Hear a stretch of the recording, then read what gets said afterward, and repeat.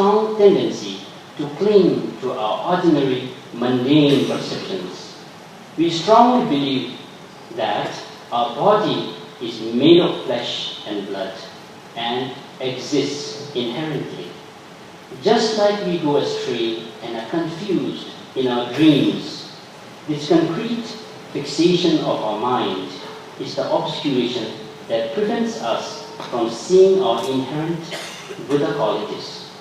So, the purpose of such an empowerment ceremony is to grant a certain amount of potential to dispel and lessen our ordinary clinging perception.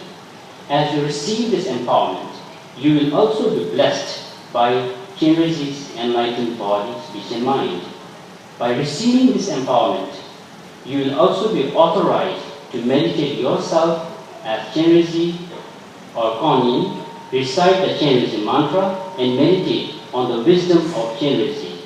Thereby, you will attain the state of Buddhahood eventually by actualizing the three Buddha bodies, the Dhammakaya, Sambhogakaya, and the Nirmanakaya, or the body of reality, the body of perfect rupture, and the emanational body.